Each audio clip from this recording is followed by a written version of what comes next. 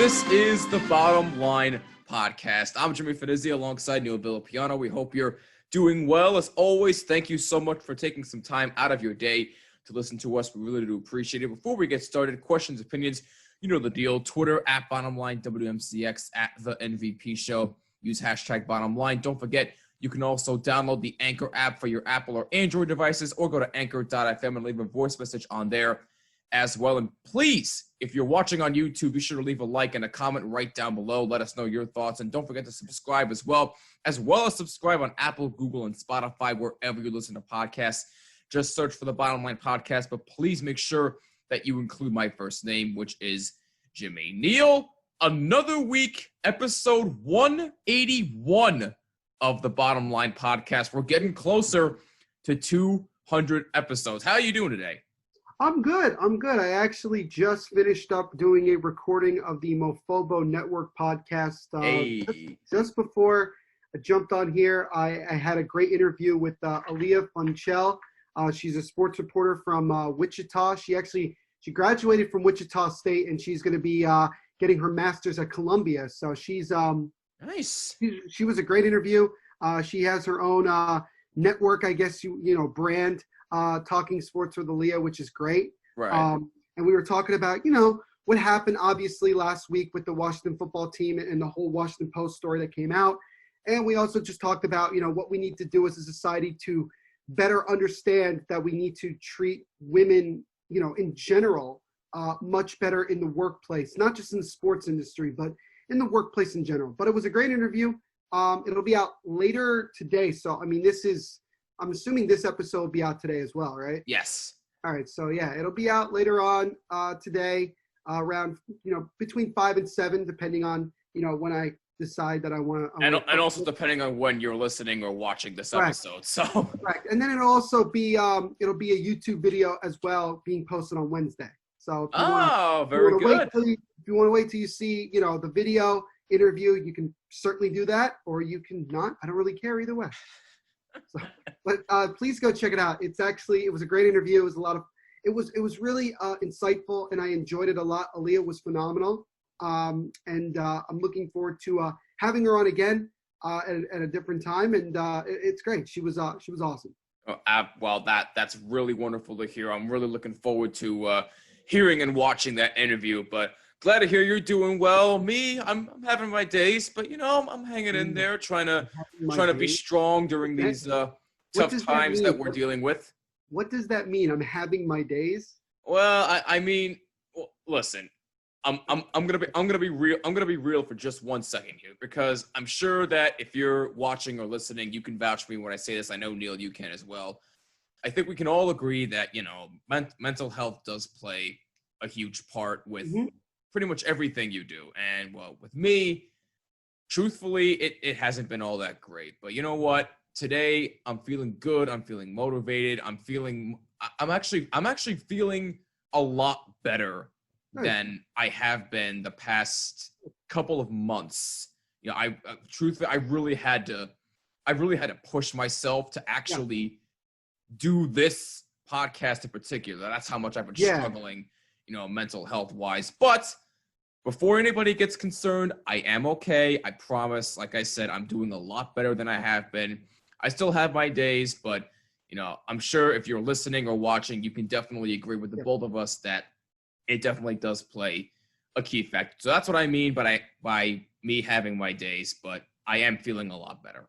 Good. No, that's good. Yeah, I had a tough day a couple days ago where it was just, it just seemed like everything was against me, a lot of different things left and right. But, what's important is that you just continue to put one foot in front of the other, and you recognize that the sun is going to rise again on another day, and that's the way you got to look at it. And so, I'm glad to hear that, obviously I'm not glad to hear that you had, some tough times, but I'm glad that you got through them and are having a better day today. And plus, obviously from, where we live, it's a gorgeous day outside. Probably a little too hot to actually go out. Yeah, that's true. But again, it's a beautiful day. And we have I think we have a good topic to talk about today. What do you say? Yes, we do, and that's more reason for me to be a little bit motivated because I actually By the did way, my research. Do you have a trivia question or no? I do, but I am saving that for the end, so stay tuned for that. Stay tuned. All right, cool, whatever. But anyway, yes, stay tuned at the end of the episode. He finally has a trivia question, yet he chooses to show it at the end. Hey, it builds momentum, man. What do you want from me? But anyway, today we're going to be talking some NBA basketball because, get this, the restart is next week. It's actually coming closer, and I'm going to be real. I can't wait. I'm actually going to sit down and watch basketball for the first time in God knows how long. That's how excited I am. He's lying. He won't. What? No, because baseball is starting on Thursday. Oh. You're gonna watch that. Well, of course I'm gonna watch baseball, and we'll talk about baseball later in the week as the season also starts Thursday, yep. This week. This upcoming Thursday, July 23rd, Yankees Nationals, and then this upcoming Friday, Mets Braves. This is gonna be a really, really exciting week. We have sports back, thank God in heaven above. But of course I'll be watching. Of course I'll be watching baseball, but basketball actually has me very, very intrigued. Because if you look at the schedule, starting July 30th, we got Utah, New Orleans on TNT, and then you have the Clippers and the Lakers on TNT. You got a great doubleheader there. And then Friday, July 31st is when the real fun starts. Because listen to these matchups. You got Orlando against your Brooklyn Nets, Neil.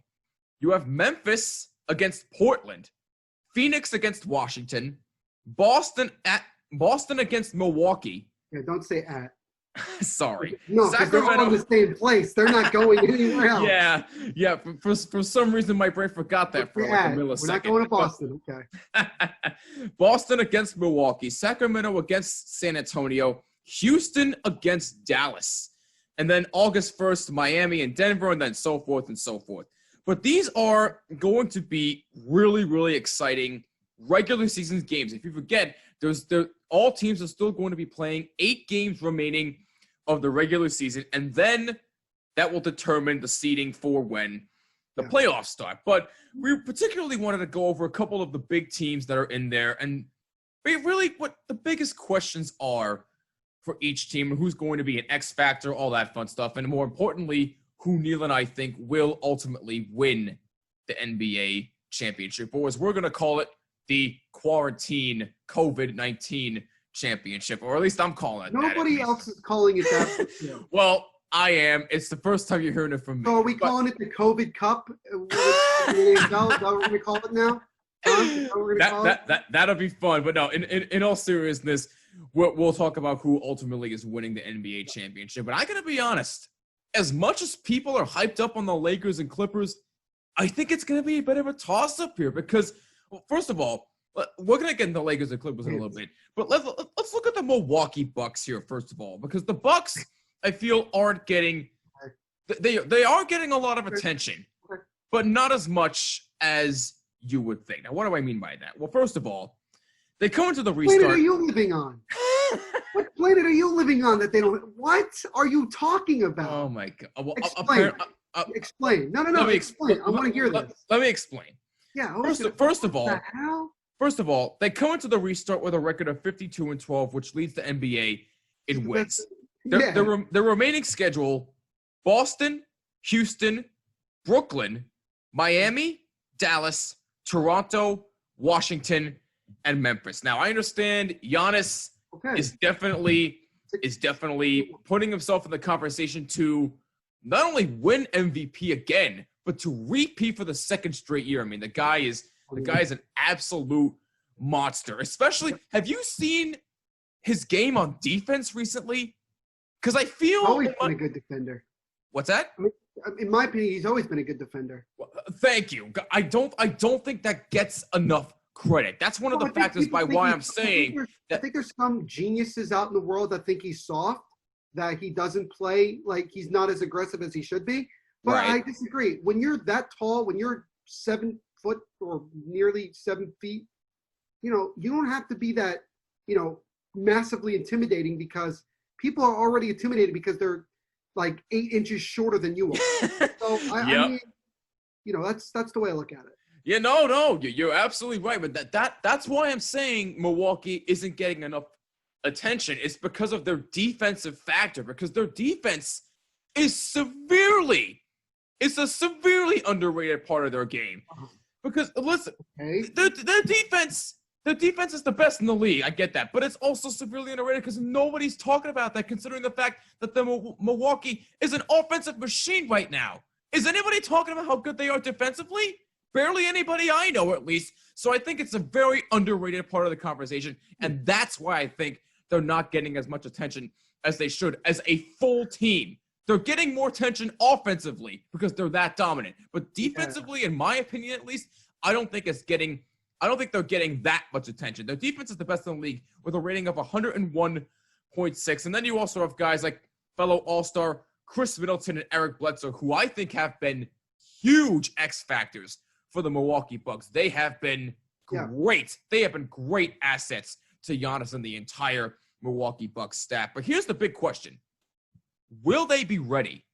Will they actually be ready to finally get over that hump and get to where they need to be? Because remember, Milwaukee's last championship and only championship was in the 70s. So it's been a while. It's been a while. So the question is, will they be able to stay healthy? Mm-hmm. Will they be ready? Will Mike Budenholzer have his team with that mentality saying, hey, no excuses. Last year was no good. This year, no excuses. We want to go out there. We want to prove everybody wrong. Screw the Lakers. Screw the Clippers. We want to be the team that is going to win it all this year. Is Mike Budenholzer, who, by the way, I think is an underrated head coach. He has done a fantastic job. Oh, okay. Now you're really flying off the handle. What's wrong with that? Did I say it was bad? Did I say it was bad? No. All right. First of all, finish what you're saying, and then I'll respond. Thank you. Well, maybe underrated was the wrong word. I think Mike Budenholzer is a terrific head coach. Is that better? He's terrific. Is that better? Okay. Are you done? But anyway, are you done? Bottom line for me is, I'll finish with this. Bottom line for me is the Milwaukee Bucks. I think they will be ready, but the question is, will Mike Budenholzer have them ready? That's all I'm saying. All right. Well, now I'm done. Let me backtrack to the matchups thing because I didn't have a chance to say anything on that front. Okay. I have 3 that I'm most intrigued by. First of all, we don't know if Zion Williamson's going to be able to come back. He left for a family emergency. Of course, nobody really knows exactly what that situation is.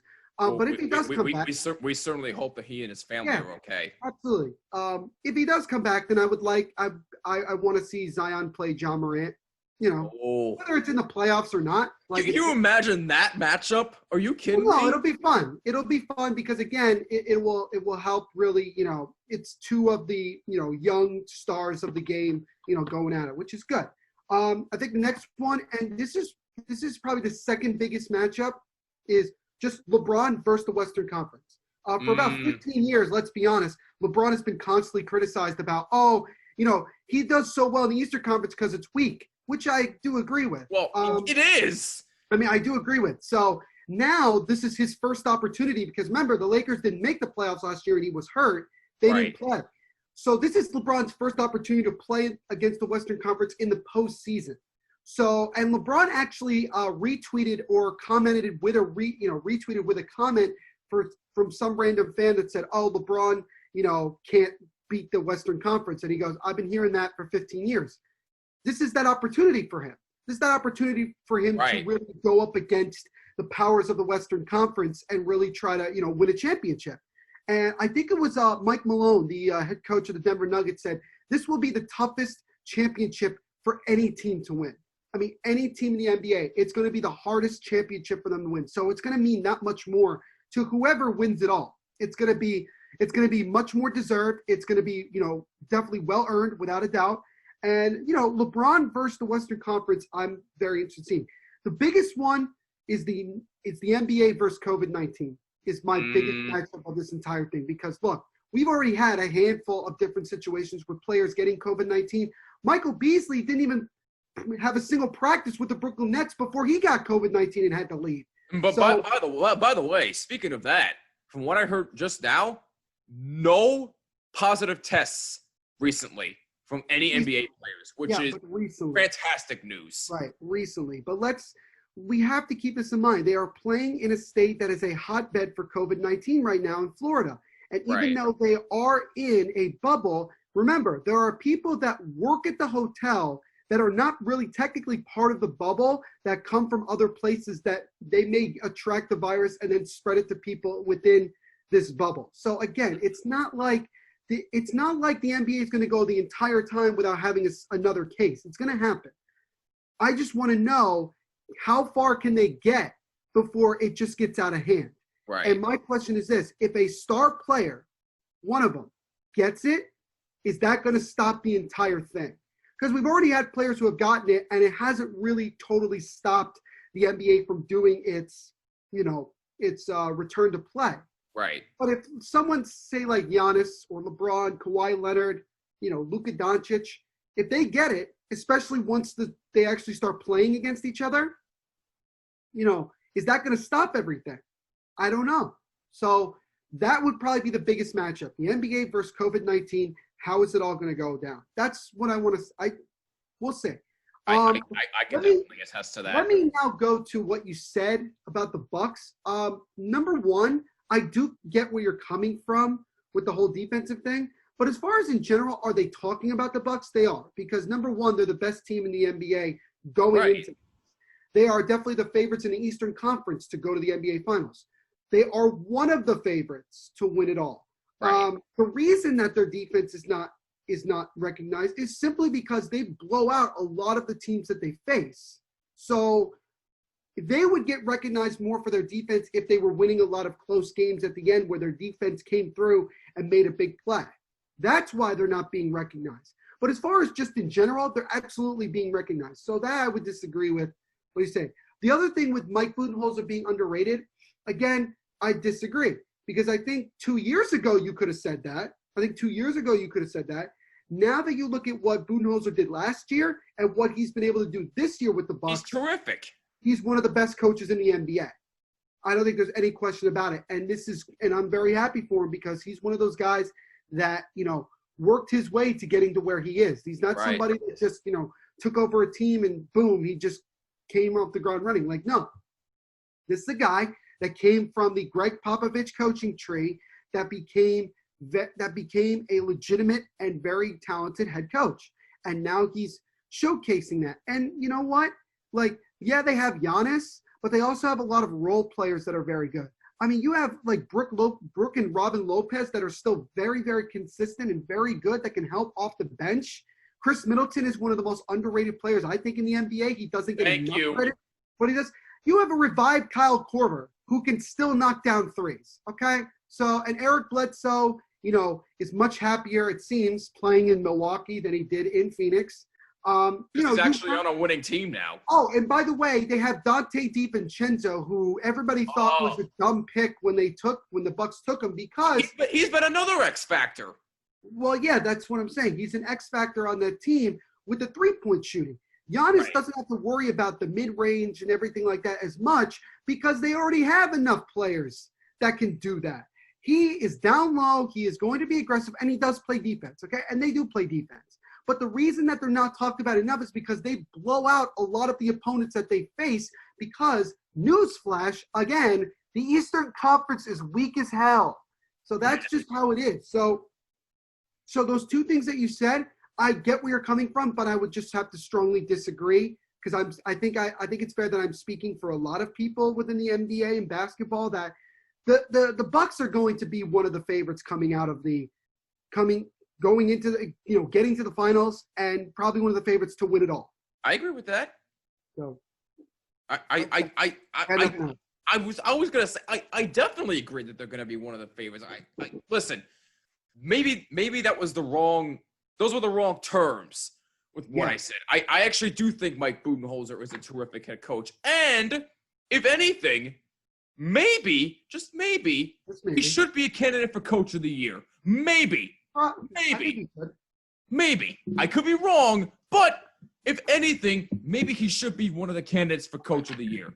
Well, sometimes these coaches don't get it because they're having a really good season. Sometimes Coach of the Year is given to somebody who, in their situation, was the best. So, okay, yes. So should Kenny Atkinson been considered for Coach of the Year last season? You could have made an argument considering what he was able to do. Dwayne Casey, I think, won it a year or two ago, and then he was let go by the Raptors. Yeah, it was the Raptors. He won Coach of the Year, and then they let him go. And then got fired the next day. Right. It made no sense to me. It didn't make any sense to me. But again, was he the coach of the winningest team? No. He wasn't the coach of the best team in the NBA. If that was the case, then Steve Kerr would have won it 3 or 4 or 5 years in a row. If that's what we're doing. They look at it and they always look at the situations and say, who really does deserve it considering their position? So could Mike Budenholzer win it this year? Yeah, absolutely. There's some other guys out there that could get it. I think Mike Malone should be considered in that situation. It's harder for me to want to go with the coach of the Lakers. Luke Walton? Yeah. Luke, did you say Luke Walton? I think no, he's the coach of the Kings. No. I'm sorry. I know you talk. I know what you meant, but it's all right. It's tougher because you have that much talent around you. Same thing with Budenholzer. It's you have Giannis. So, you're going to have success in some degree or another. I give a lot more credit to coaches that maybe, Greg Popovich could be considered a coach of the year because, they got Frank Vogel. Frank Vogel's the head coach of the Lakers. Right. Do I want to give Frank Vogel coach of the year? Well, not necessarily, okay? So, it just there's always circumstances and situations as to why coaches get coach of the year. It's a BS award in my opinion anyway, because it doesn't prove anything. So do I think Nate McMillan should be considered? Yeah, absolutely. Look at what he does with a Pacers team that, yes, they have Victor Oladipo, but they have a nucleus of guys in Sabonis and Michael and Brogdon that can really, do very well. He has a team of just really good players in general. He has a team, not just one major star. Yeah, that's another team that could be a big X factor. They're definitely a team that I could see make some noise, but we'll get to that in a minute. No, absolutely. But no, I definitely think Mike Budenholzer could win Coach of the Year if things do play right for him and the Milwaukee Bucks. But let's talk into the Lakers now. We're going to get into the Clippers in a little bit. So the Lakers coming to this restart at 49-14. Their remaining schedule is they have the Clippers, Toronto, Utah, Oklahoma City, Houston, Indiana, who we were just discussing, Denver, and Sacramento. And we'll get to Denver in a little bit because, again, I don't think anybody is giving Denver enough credit, but we'll get to that. I may have done that. Besides you, but we'll get into it in a little bit. The Lakers were on fire before the season was paused. They won 4 5, including wins against the Bucks and the Clippers, which, by the way, were statement wins for them, considering the fact that they actually want to prove something, that they're actually relevant again. And it looks they lost to the Nets before the stoppage in play. So I'll just leave it at that. Yeah, that's true. That was a good win for the Nets, by the way. The Nets are the last team to beat the Lakers as of right now. Yeah, that says a lot. And hey, maybe if things break right for the Nets, they could probably be another X Factor team that could make some noise. But don't even. I'm being serious. All right. I'm being serious. I'm not joking around. Come on now. Dude, if they just make the playoffs, I'll be happy. I could care less about it. There you go. But hey, they only have one team to compete with, so it's not like that they have a hard. I mean, the only team that's out of the top 8 is the Wizards. Yeah, that's true. We already know the top 6. We already know that's not changing. It's about who makes the 7th and 8th spot? It's between the Nets, the Orlando Magic, and the Wizards. Right. So the chances are in favor of the Nets, even though they've probably lost more players to opting out than any other team in the NBA. But still, I think this is a good opportunity for the Nets, for some of their players to really showcase themselves to not only ownership and management, but also to Katie and Kyrie. Because let's face it, they're the ones really controlling the team, and they're going to make a lot of moves anyway. And I don't know who's going to be on this team and who's not going into the 2020-21 season. Right. So this is a proven thing. And also for Jacques Vaughn, who I think should definitely be in a very high consideration as the head coach of the Nets long term. Isn't he like undefeated so far as the head coach of the Nets? He's 2-0. It's not okay.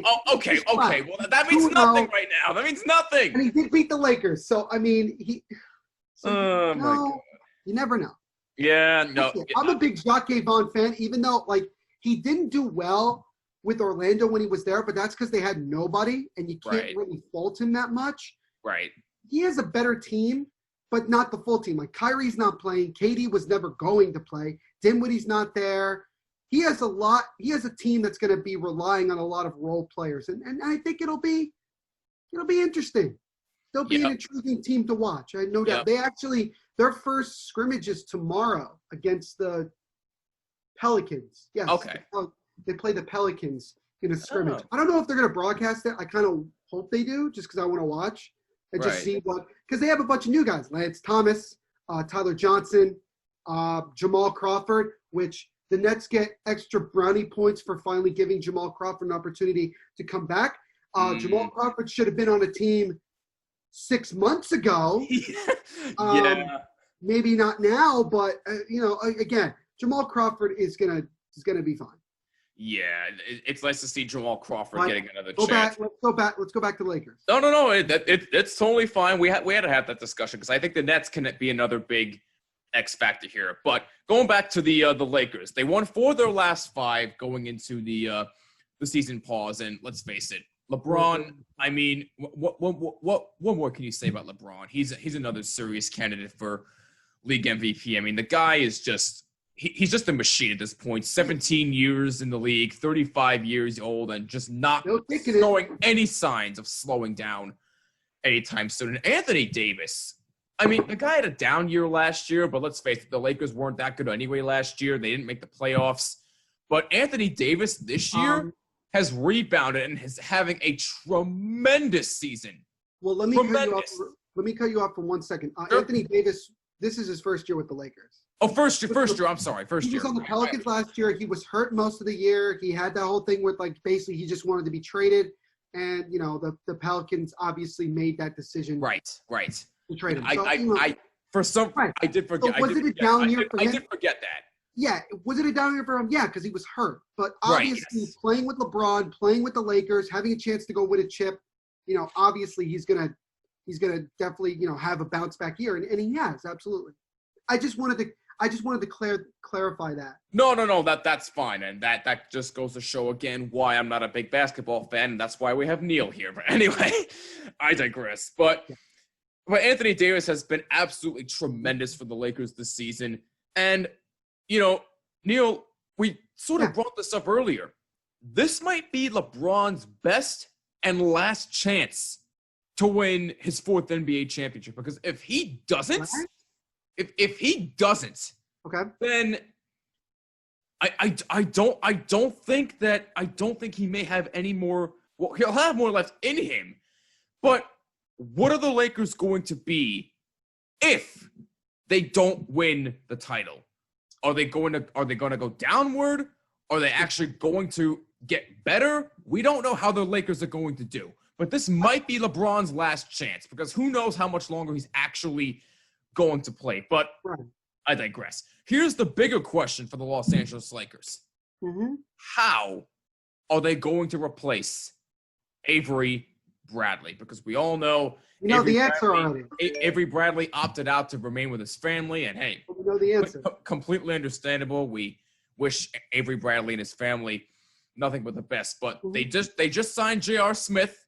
They still have that Pope guy. I forget his full name. I apologize. But is Danny Green still on the team as well? Run that by me again. What did you say? Did they have who? Pope, whatever his name is. Pope. What? Unless I'm thinking of somebody completely different. I'm not sure. Are you thinking of Caldwell Pope? Yes, that's him. Oh, that's okay. Him. I was like Pope. What'd you think I was saying? No, I was thinking in my head like, is he talking about Kadavius Caldwell Pope? Yes. Of course that's who I'm referring to. I'm trying to understand so I can make an argument here. Oh my God. Anyway, they have him. They just signed J.R. Smith. They still have Dion Waiters. So the Lakers still have a lot of considerable options to replace Avery Bradley, but losing him is going to be a big blow for the Lakers. So that's the big question. How will they replace him? Who will they plug in for him for the time being until he comes back next season? But bottom line is the Lakers, hey, for LeBron, like I said, in my opinion, this could be his best and last chance. But for the Lakers, they're definitely one of the best teams in the NBA outside of Milwaukee and the Clippers. And we'll get to the Clippers in a little bit. But the Lakers are a legitimate threat here. So again, I have to kind of like backtrack and work my way up to where you are. As far as, is this the last chance LeBron had, or is this like the last chance that he has? No, because I think that the Lakers are probably going to end up re-signing Anthony Davis. Right. They've already been in talks, so I think there's a legitimate chance. I don't think that it's that likely he'll go to free agency. I mean, he may, but he may just end up signing a deal with the Lakers anyway because, if you have LeBron and AD, especially playing the way that they've been playing, they're going to probably want to play together and try to win a championship or multiple championships. Also, there is that LeBron factor where there are a lot of players that will take a lot less money than maybe they could actually get somewhere else with an opportunity to go win a championship because it's LeBron. That's the way I look at it. So, no, I don't think if the Lakers don't win it all, that was the last chance. LeBron, in my opinion, has another 5-6 years left in him. I really do. Because of the fact that he keeps himself in just tremendous shape. He constantly cares so much about, his body and, how he handles his situation. I think I think he'll be fine. Especially because he said he wants to play at least 1 or 2 years with Bronny, his oldest son. So I think that he's definitely going to try to play. I would love to see that. I think we all would like to see that. Anthony Davis has pretty much made it clear that he wants to be on a championship contender. He gets traded here. This is the last year of his deal. And we'll see. We'll really see what happens with that. I'd be interested to see how that all, goes down after the season. Avery Bradley has a really solid shooter. He's a much better defender, in my opinion. But it was easy in the offensive standpoint. It was easy for the Lakers to replace him with someone like J.R. Smith because, again, let's face it, J.R. Smith is one of those guys that wherever LeBron goes, that's where J.R. Smith is going to end up. So, as long as he doesn't forget how much time there is, we're all good. Well, if you want to put aside all the memes and all that jazz, that people just want to bring up, J.R. Smith can shoot the ball. He has. He can. Absolutely. He is a scoring threat. So it's not like JR is going to completely, flip out like he did a couple of years ago. So I wouldn't put money on that. I think that with there being no fans and everything like that, that won't be as big of a factor. It just, in my opinion. And they have a lot of shooters on that team. Danny Green, like you mentioned. Right. They have Dwight Howard, who probably is playing the best basketball he's played in quite some time. Forgot about him. His second stint with the Lakers, by the way, in case anybody didn't realize that. Second stint. You have a guy like Alex Caruso coming off the bench who he's actually a pretty solid point guard, good distributor. He's not afraid to drive the lane. And LeBron makes a lot of players better. Not everybody, but he makes a good amount of players better. So that's something you have to keep in mind. Like I mentioned, Danny Green. Anthony Davis can shoot from 3 or mid-range. He's already proven that. He's a force down low, especially defensively. LeBron is an all-around tremendous talent. I mean, he can play defense. He can play. He can be the point guard if you need him. Deion Waiters is okay, not great. He's okay. But the Lakers, yeah, they are the team to beat in the Western Conference without a doubt. They have the second best odds to win the NBA title behind the Milwaukee Bucks. And yeah, they're going to be the team that everybody's going to be trying to go after once the restart restarts, basically. So yeah, I mean, we'll see what happens. We'll see what happens with LeBron.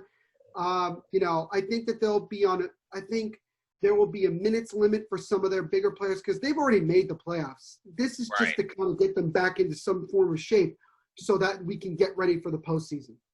Right, absolutely. And they definitely are the team to beat in the Western Conference. But there's one team that would disagree with that statement, and that would be the Los Angeles Clippers. They come into this restart at 44-20. Their remaining schedule: the Lakers, New Orleans Pelicans, the Phoenix Suns, the Dallas Mavericks, the Portland Trailblazers, the Brooklyn Nets, the Denver Nuggets, and Oklahoma City. Now, we can basically describe the Clippers season by one single word: patience. And why is that? Well, they had to wait 11 games before Paul George could make his Clippers debut. They had to wait until Christmas to have a fully healthy roster. And with little practice time because of the schedule, injuries, and Kawhi Leonard's load management of a knee injury, their chemistry didn't solidify until after the All-Star break. So the Clippers were very, very patient this season, and it's all solidified on one simple goal: to win the franchise's first NBA championship. And I'll tell you what, with Kawhi Leonard, Paul George, you got Doc Rivers as your coach, you know what? I think they might have the best chance to knock the Lakers off, man. I really, really do. I'm not saying – look, the Lakers and Clippers are equally talented. I think they're even. But the Clippers, I mean, they could probably be the biggest threat, in my opinion, considering the fact that they score a little bit more, in my opinion, considering the fact that Kawhi Leonard is coming off an NBA championship, for one thing, so he knows a thing or two about winning. He has a couple of NBA championships. He has a Finals MVP under his belt. So he has that experience. 2 Finals MVPs. I apologize. Yes, 2 Finals MVPs. So he has that experience to make others around him follow his lead and actually go out there and get stuff done. And same with Doc Rivers, who I think is a tremendous head coach. He has been his entire career, but with the Clippers, he has definitely revived himself. So bottom line for me is, the Clippers, I think they have the best chance to knock off the Lakers. And if they do, I think they might win it all. I really, really do. But I'll get into my final prediction in a little bit. Yeah. I don't know if we're going to have a section where we talk about the teams that have the best chance to beat the Lakers. If we No, we will. We will in a little bit.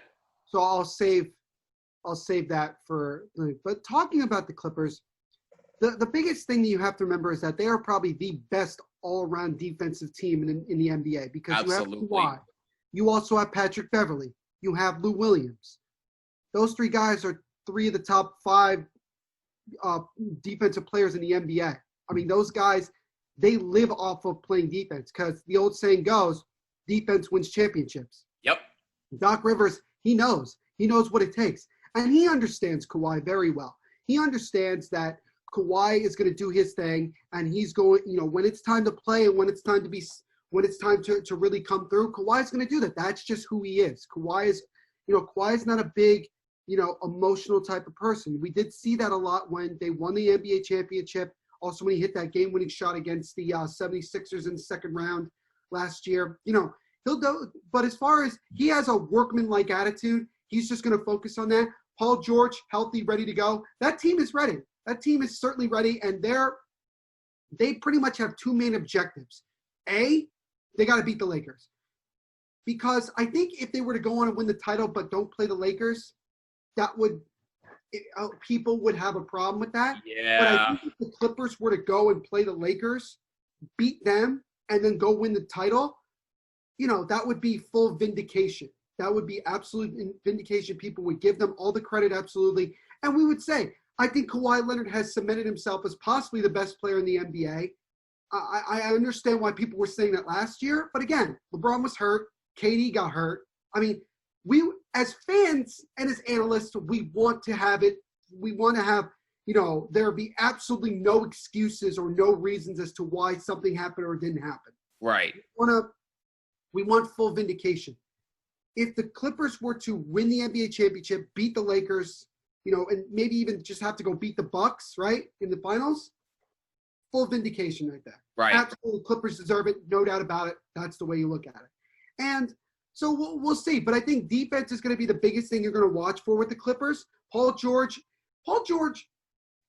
I don't really know Paul George that well because he was hurt for a bunch of time with that horrific injury while he was playing for Team USA. I never want to see that again. Never. Me neither. But now that he's playing on a team with a guy like Kawhi, they wanted to play together. They built a super team, things like that. This is their opportunity. This is their opportunity to really do it. And the Clippers, this is the best shot they've ever had in the history of their team, in their in their entire history of their organization, to go win an NBA championship. Now, does that mean that the world's going to come to an end if they don't win it? No. Because are they the favorite? No. There's at least two teams that are considered to be better than they are. The Lakers and the Bucks. Right. So if they go win it, they'll get a lot more credit than maybe the Lakers or the Bucks will say, oh, well, you're supposed to. The Clippers, some people might say they're supposed to. Some people might say, okay, well, they ran into LeBron and AD or Giannis or, Ben Simmons and Joel Embiid and those guys in Philly, guys like that. So the biggest thing when it comes to the playoffs is defense. Can you play defense? The Clippers can play defense. I agree. They don't call Kawhi the Claw for no reason. They call him that for a specific reason, or the glove. It was one of the two. It was one of the two. I think it's the Claw. I might be wrong. I think so, yeah. I think it's the Claw. So he is arguably the best defensive player in the NBA, arguably. There are others. I know. Kevin Durant can play defense. So can Giannis. So can LeBron. So can AD. I get it. Let's not make this into something that has nothing to do with what we're talking about.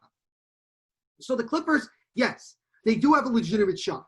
I'm not going to go into, at least right now, do I think that they could beat the Lakers? I want to wait till we actually discuss that. But yeah, the Clippers are going to be one of those teams that, this is an opportunity for them, and we'll see if they take advantage of it. Yep, absolutely. And that's one of the big questions is, can they play defense? I think they can as well. And the other big question is for them, can they actually stay healthy with the unprecedented break in the season? And my opinion, absolutely yes. Well, let me just say that I don't think it's a question as to whether or not the Clippers can play defense. They've already proven that they can. Right. I think the question really is A, what you just said, can they stay healthy? Right. B, can their offense not go into a cold spell? They've had situations where their offense. Yeah, that too. They don't have the world's greatest amount of shooters, but they can definitely score. Okay, they definitely can score. But if it comes down to a low-scoring game, that's more of an advantage to the Clippers than it is to someone else. But if it comes to a high-scoring game, my money would be on whoever they're facing. But it could change. It could change. So we'll see. No, right. Absolutely. So those are the three teams there. And you also have, obviously, Boston. You have Houston. You have Miami. You have Denver. I can go on and on and on about a bunch of teams who could potentially make a lot of noise. The Sixers could, if Ben Simmons can actually develop a jump shot and Joel Embiid can not act like a baby. But it looks like he developed a three-point shot, which I'm telling you, I know people are going to think I'm an idiot, but I'm telling you right now, if Ben Simmons were to develop a legitimate shot that is consistent, that is good, that is like a lot of other players, the 76ers just got 2 times better. Yep. Ben Simmons is clearly a tremendous small forward and point guard who can drive the lane and be aggressive, very much like LeBron. That's why a lot of people consider him, LeBron called him the Prince.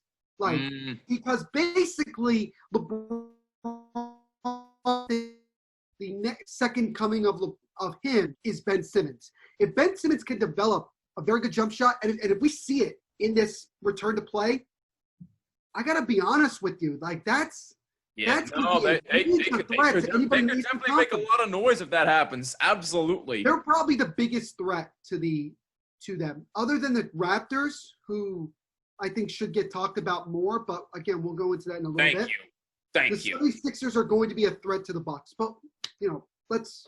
No, absolutely, and let's get into that right now. So first of all, who has the biggest chance to knock off the Lakers? Well, maybe Denver, considering the fact how talented they are. With you obviously have Nikola Jokic, who, by the way, is an absolute stud. He is a stud. Let's just state the fact that he came into training camp this year 25 pounds overweight.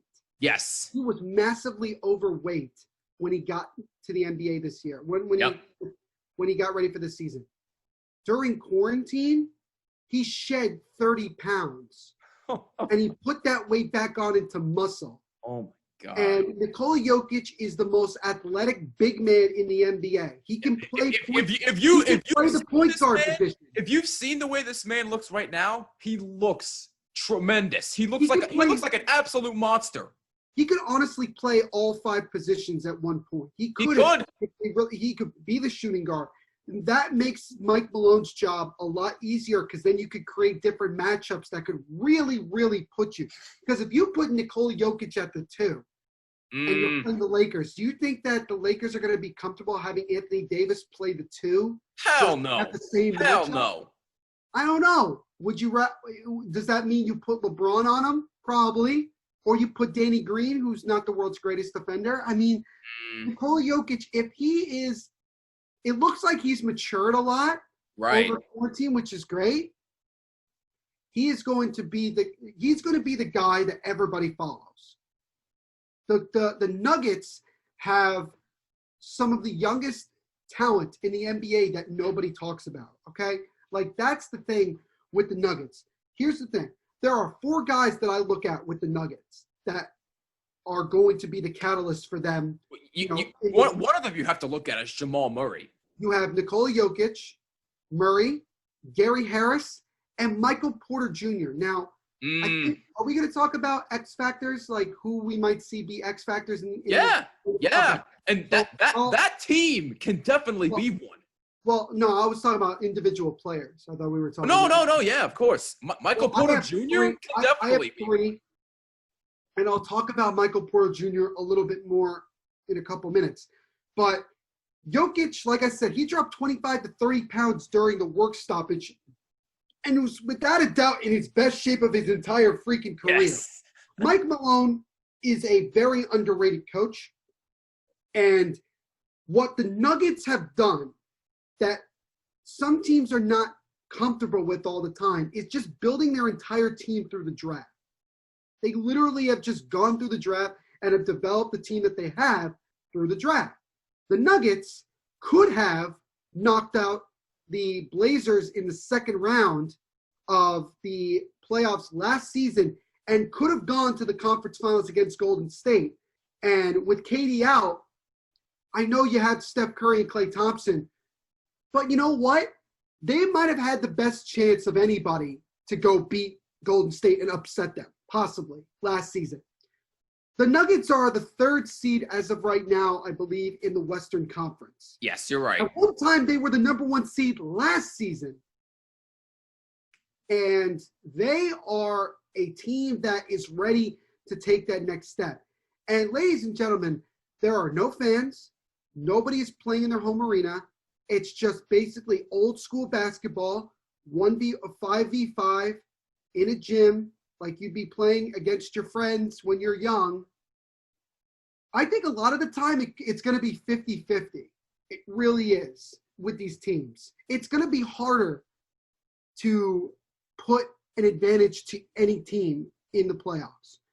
And the Nuggets could be, I think, are probably the team that is going to really, really make a huge amount of noise and people are going to be surprised once we get to the postseason. So, yeah. Let's see. No, go ahead, Neil. I'm sorry.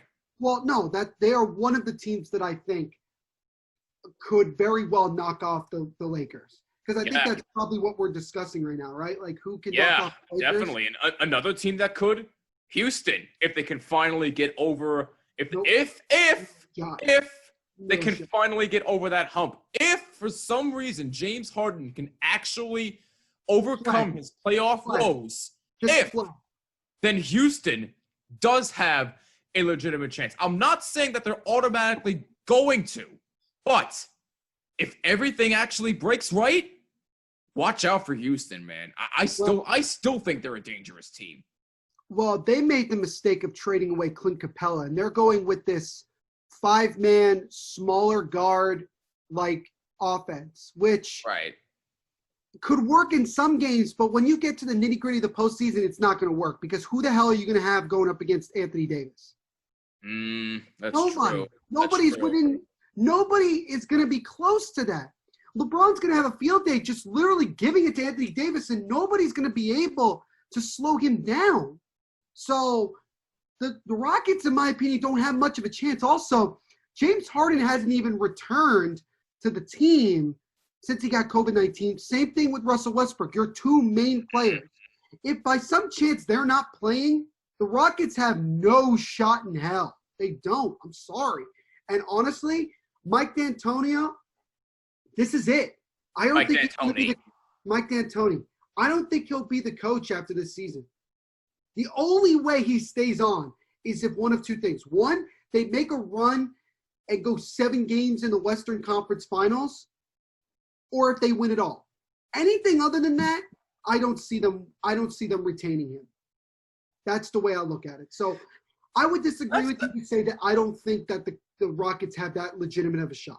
No, that's definitely a fair argument you can make, but I personally feel that if everything breaks right, they actually could. And I know that this team is under 500 and that they're on the outside looking in.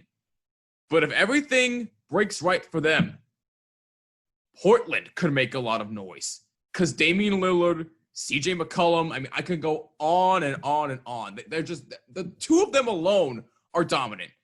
But the supporting cast around them, nobody's talking about. Well, they're not great by any means, but they're good enough to help them in the long run. So again, I know they're under 500. They're 29-37 right now. I get it. They're on the outside, but if they somehow get in, that could be another X factor. Well, I agree with you about the Trailblazers. Basically, here's the thing. Obviously, we know the dangers of Damian Lillard and CJ McCollum. We know that. Right. Melo, who I think is starting. Do I want to? Is he start? I think he is, actually. I think he is. Yes. Melo is a shooter. And he's also a really good rebounder. I just want to say, I know people want to laugh because he always cusses out people when he goes for rebounds. But he's a really good rebounder. Okay? Like he really is. You know, he has a little bit of that Dennis Rodman, the worm in him. You know, because he fights for rebounds. He does. Yep. I think that Melo is excited to have an opportunity to be in the NBA, legitimately be in the NBA, be on a team that can make the playoffs and maybe shock some people. And again, like I said, with every other team, they have no advantage. There's no advantage because there's no fans and they're not playing in their regular arena. There is no advantage here. So everybody has a legitimate shot. Okay? Also, Jusuf Nurkic is back, ladies and gentlemen. Oh. He is back from injury. He's healthy. Damian Lillard said he's in the best shape of his career. Just like Nikola Jokic, that would be a problem. Yep. Oh, and guess what? Nurkic is a defensive stopper who is a center who can match up with someone like Anthony Davis and have some success. So, I just want to say that do the Blazers have a better chance than some other teams? That's not what I'm saying. What I am saying is that the Blazers do have a legitimate shot. They can. They do. With their team fully healthy, fully 100% healthy and ready to go, they could do it. And Damian Lillard has the pressure of wanting to win a championship in Portland, not chasing. People have wondered why he never has left Portland. Why does he want to stay there? Bro, he wants to create a world where players want to stay in their respective cities long term and try to win championships that way. You're seeing it with him. You're seeing it with Giannis. It's happening. And hopefully that type of thing continues to happen, because I would like to see a much more balanced NBA. That's just my opinion on it. Never been a fan of super teams. Speaking as a Nets fan, knowing that we created a super team, but not on purpose. Right. So, the Blazers could do it. And remember, they got to the conference finals last year. And it's not like, playing the Lakers is different than playing the Golden State Warriors. The Lakers are not a three-point shooting barrage team. They're going to play they're an all-around team, right? They go down low, right? They're physical. Are the Blazers a physical enough team? They could be. Damian Lillard can just make a shot from wherever. I don't know. CJ McCollum does need to step up a little bit. I think he needs to get out of the shadow of Damian Lillard just a little bit. Yeah. Because I think he doesn't get as enough attention because he plays second fiddle to Damian Lillard. With Carmelo Anthony, this is that opportunity for him to showcase that he can still play in the NBA and that he can do it. And you know what? I think he's probably a Hall of Famer in my book. I think so too. But if he were to help the Blazers win an NBA championship, that will solidify it for me. That will solidify it for me, especially as a starter. He's not coming off the bench. He's going to be in the fold playing 30, 35 minutes. So the Blazers could do it. And if Nurkic is fully healthy and as they say, is in the best shape of his career, that's going to be a problem. That's going to be a problem for a lot of Western Conference teams, including the Lakers. Yep, a huge problem. So we both agree with Portland. As far as the best chance to knock off the Bucks, well, I know we said the Eastern Conference is weak, but you still have a couple of solid teams. You got Boston. You got Toronto, who needs to be talked about more, in my opinion. Like you said, you have Miami, who, by the way, where Jimmy Butler is probably playing the best basketball of his career. You agree? So Miami has a good chance. And the team we mentioned before, who could probably make some noise, maybe the Pacers. If everything breaks right for them and they can actually stay healthy and they can actually go out there and shoot threes and be good in, the pick and roll situation, the Pacers can make a lot of noise. Yeah. Yeah, no, I mean, there are a couple teams without a doubt that can certainly compete with the Milwaukee Bucks. It's not like the talent difference is so massively different that there's no way the Bucks could lose. No, right. You mentioned it. The Sixers, like I said, if Ben Simmons can get a jump shot with everything else that they have, they could do it. Two times more dangerous. If Joel Embiid can seriously start dominating down low, both offensively and defensively, and he has a lot to prove. Tobias Harris needs to start, to get going a little bit more. Al Horford, dude, you were brought in for mid-range and playing defense. You're not doing it that much. You better step up. Yep. You got to step up. You have Jason Richardson? Yeah, Richardson, who you got from Miami. Yes. So, and he can do well. They have some young players on their bench that can help make a difference. So, they're a pretty deep team, in my opinion. They could do it. They just have to get everything to work together. If they get it all together, working as a team, they can certainly knock off the Bucks. Absolutely. They could certainly knock. The Raptors, dude, yes, they lost Kawhi. They lost Danny But they're Green. the defending champions. They're the defending champs, and they're still really good. Yep. Kyle Lowry still is doing his thing. Marc Gasol, not as much as he was last year, but I think it's partially because of age. He's still a pretty solid player. Well, yeah, I think it's partially because of age. You have Serge Ibaka. I mean, come on, man. Oh my gosh. You mean Serge Ibaka, by the way? No, that's his nickname, Ibaka. Oh, I get it. Okay, I'm sorry. I get it. No, it's fine. That was it. That was a joke that just went right over your head. I'm sorry. So you have a team like that.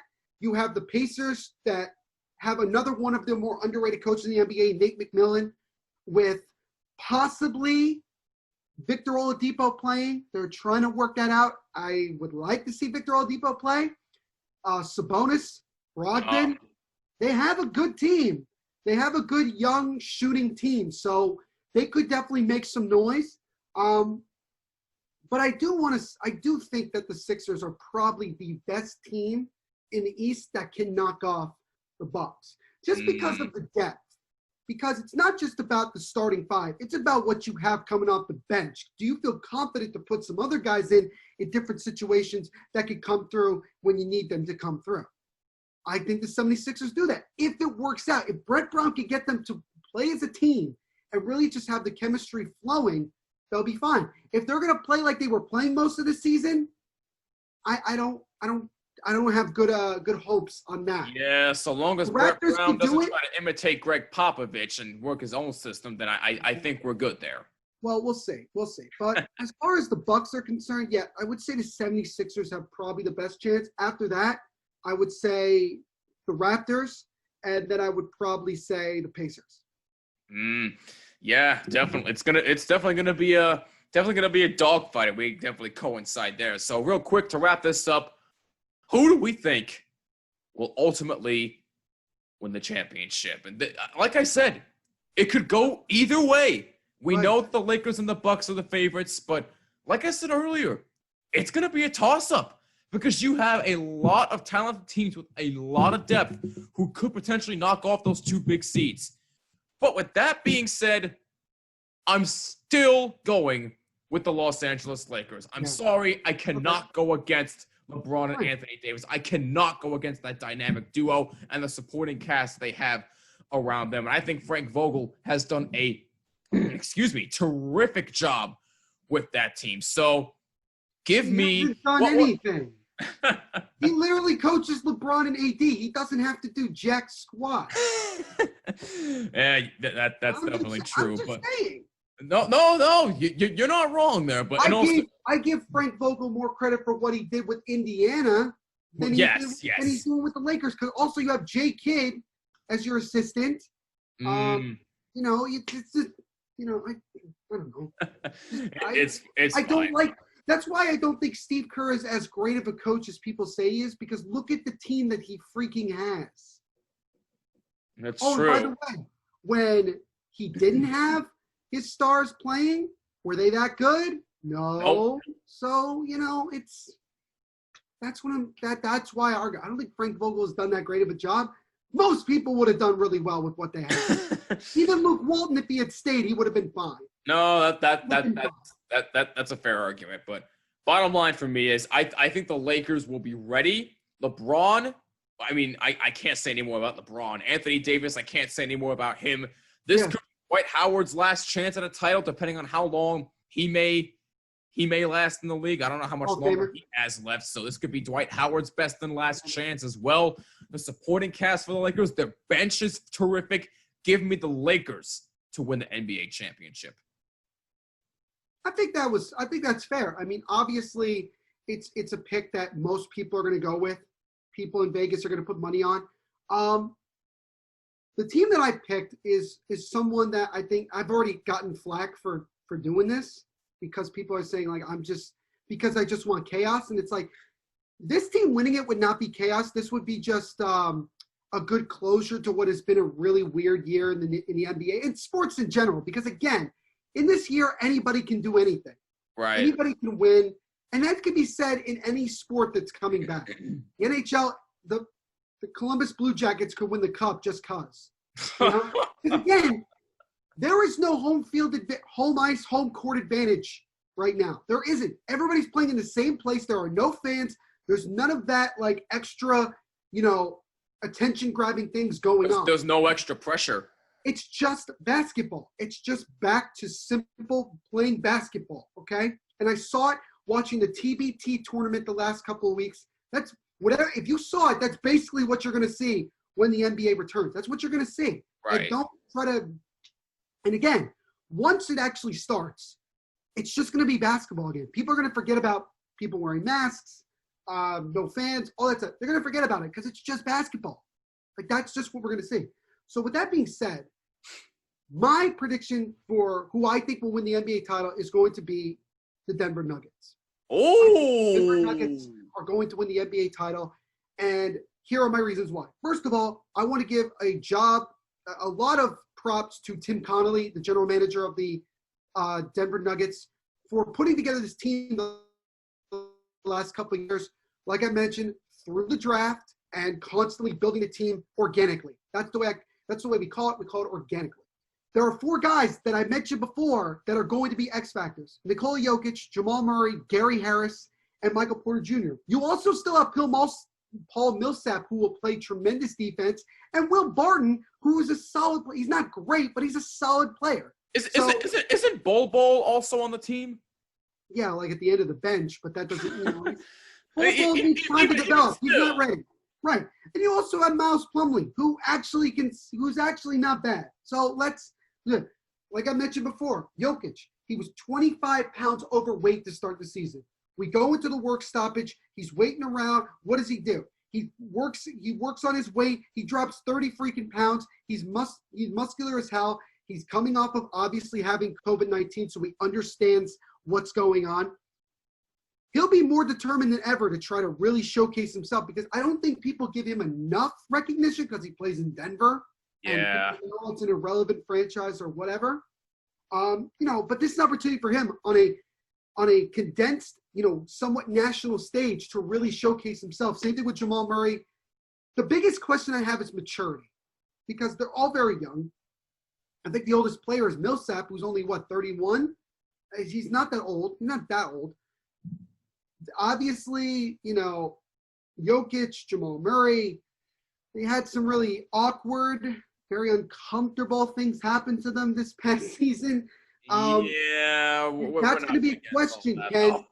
Can Mike Malone just bring these guys together? And I think it'll be better because, again, they're quarantined. There's no other distractions. They could just focus on basketball, focus on that, and they can take that next step. They could do it. They really could do it, because other than the Clippers and Lakers, I don't think there's a team that's better than them. So if you think about it, will they most likely have to play one of those 2 teams? Yeah, absolutely. But they can do it. They could certainly, make some noise. They did it a lot last season, so they can do it. But I want to talk about the X factor on that team. Michael Porter Jr. Michael Porter Jr. a couple of years ago was the top high school prospect in the nation. He decided to go to Missouri, University of, or Mizzou, as they call it. He messed up his entire, I think it was his ankle or ACL, I could be wrong. He played like 2-3 games in his college career, and then he went to the NBA. Right. He was projected, by the way, it's the same draft that Trae Young and Luka Doncic were in. He was projected for a while to be the number 1 prospect going into that draft. He ended up dropping into, I think it was like 10 or 11 to the Denver Nuggets. He didn't play very much last season. And this year he actually has played a lot. He's been healthy, which is going to be a question mark for him. Can he stay healthy? And let me just give you some numbers. Michael Porter Jr. is averaging 19.2 points per game per 36 minutes. Not per game, but per 36 minutes. Wow. Shooting 49.5% from the field and 42.2% from the 3-point line. That's pretty damn good. Yeah. That's pretty damn consistent. That's very impressive. Michael Porter Jr. is an all-around talent that has not even sniffed his potential because he's been hurt. Right. If he's fully healthy, he just becomes another problem. If you have 4 or 5 guys that are going to be tough to stop, one-on-one, you're a very good team. They don't have the world's greatest bench. I understand that. But Mike Malone is a defensive coach. He's going to get those guys to play the way they're capable of playing. And they can do it. They honestly can do it. And if anybody needs a dominant, if anybody's going to win, and if anybody's going to have a dominant big man to help go 1v1 against Anthony Davis, it's Nikola Jokic. Yep. So in my opinion, I believe the Denver Nuggets are going to win the NBA championship. Will they have to play the Clippers or Lakers? Yeah, they will. No doubt about it. I would be shocked if they got to the finals without playing either one of them. But then again, that would be just another, it's 2020 and whatever. Yeah. But I think if they got to the finals, I don't care who they're playing. The Bucks, the 70s, I don't care. They are going to win it all. Because by that point, they have already climbed the mountaintop. That's it's like true. they beat what everybody expected. And guess what? If they go far, that's gravy to them. Because nobody expects them to win. Nobody expects them to go incredibly far. They can do it. They can certainly do it. And with no fans to worry about, no having to travel anywhere, no other distractions than basketball, it gives them an advantage. it gives them a big advantage that I think that it will work in their favor. But if their maturity is a lot better, then that will just help them even more. But if maturity is going to be an issue, then I don't like their chances. But I'm going to go with the Denver Nuggets. Wow. I really love that. It's bold. It's insightful. I love that pick. And that wouldn't shock me one bit. And by the way, in my pick for the Lakers to win it all, an X factor could be Dwight Howard. Dwight Howard could be a possible X factor because he's in his best shape of his career. He's playing the best basketball of his career. He could go out there. He could go out there and drop 20 a night. Who knows? I could be wrong, but he could. He could with the way he's been playing. Think about it. Like Anthony Davis sits down for 5 or 10 minutes, and you replace him with Dwight Howard, who's just as tall and is still very good. Exactly. Well, that works. If Superman is still in the building, by all means, he could be a big X factor. So bottom line is, I've got the Lakers winning it all. Neil has Denver winning it all. Let us know who you think will win it all, and let us know what you think of anything we just said, although most of it by me was probably babble on and on because I don't know basketball. But educate me. Educate me for all I know. Educate me on Twitter at BottomLineWMCX.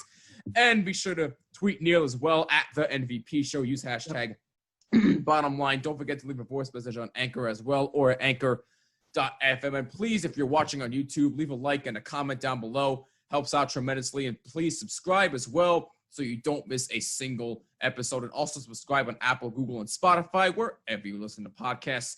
Just search for the Bottom Line Podcast, but please include my first name, which is Jimmy. Neil, coming up with the next episode, we've got baseball to discuss. Yes, baseball returns this upcoming Thursday, opening night, Yankees, Nationals, then Friday, Mets, Braves. It is going to be Dr. Fauci throwing out the first pitch. I want to see that. Wait, what's that?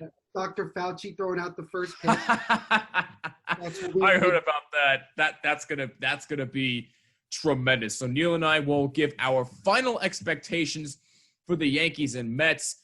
Who is going to be a surprise team, considering the fact that we have a 60-game sprint to the finish line?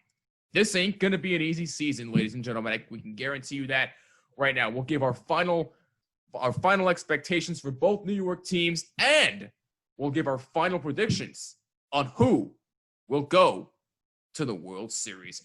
For Neil Villapiano, I'm Jimmy Finizzi. This is the Bottom Line Podcast. See you in the next episode.